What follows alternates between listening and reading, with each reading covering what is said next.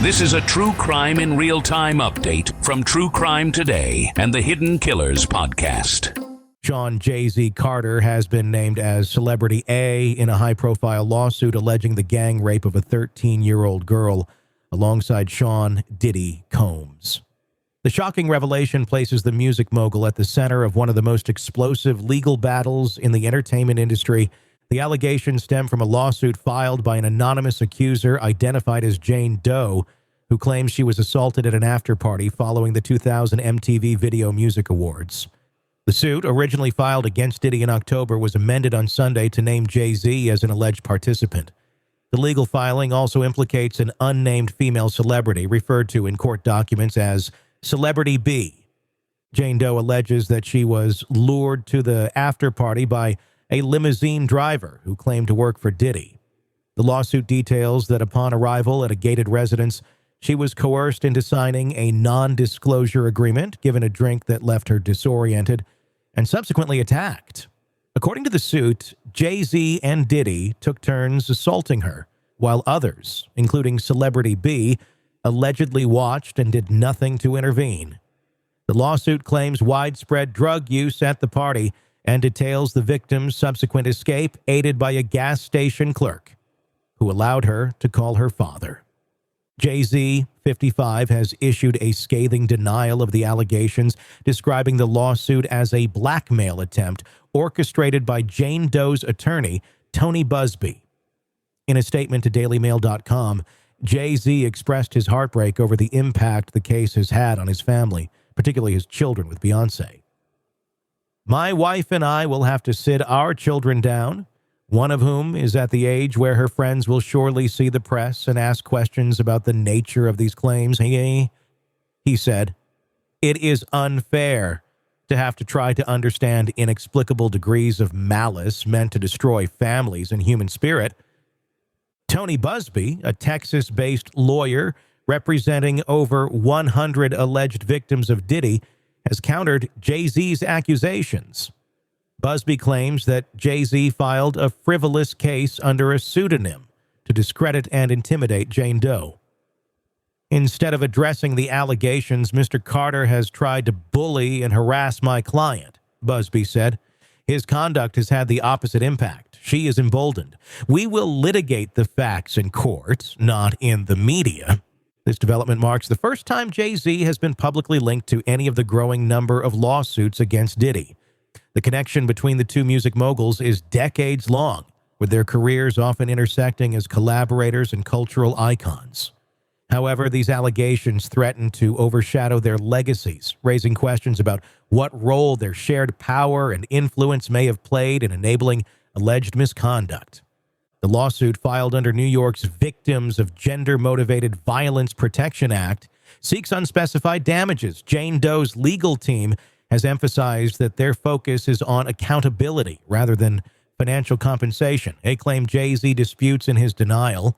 The case has already sparked widespread public debate, with opinions divided over the validity of the allegations and the broader cultural implications.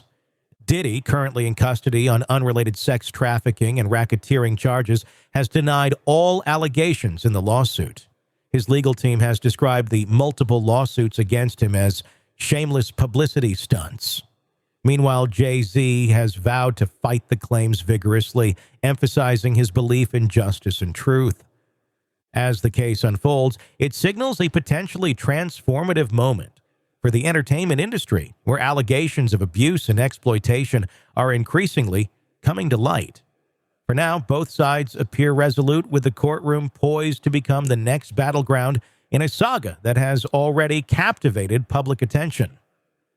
As with any allegations of this magnitude, it is crucial to approach the claims against Jay-Z and Sean Diddy Combs with both sensitivity and objectivity. These accusations remain just that, accusations, and they have not been proven in a court of law. The legal process will determine the validity of the claims, but in the meantime, the public conversation often risks blurring the lines between accusations and facts.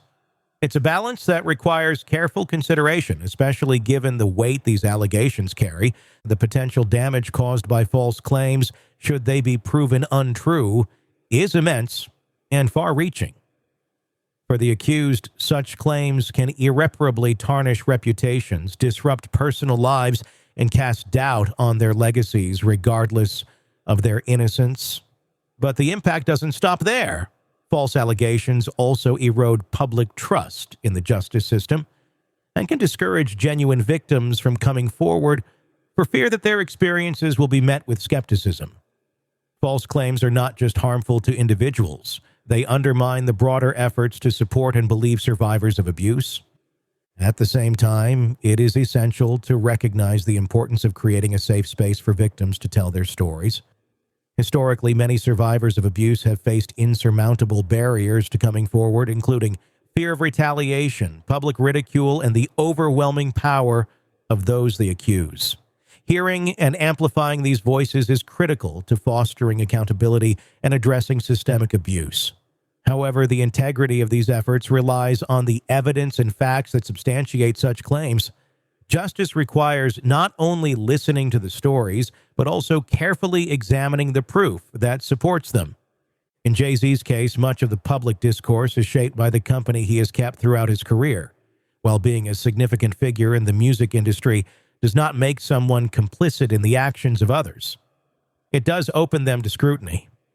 The long-standing relationships Jay-Z maintained with individuals like Diddy and R. Kelly, both of whom have faced severe allegations of misconduct, invite questions about his judgment and the choices he made in aligning with such figures. Even if Jay-Z had no involvement in or knowledge of illegal activity, these associations can leave a lingering stain on his image, particularly when viewed through the lens of hindsight. The public's focus often shifts to the optics of these relationships, and rightly or wrongly, those optics matter.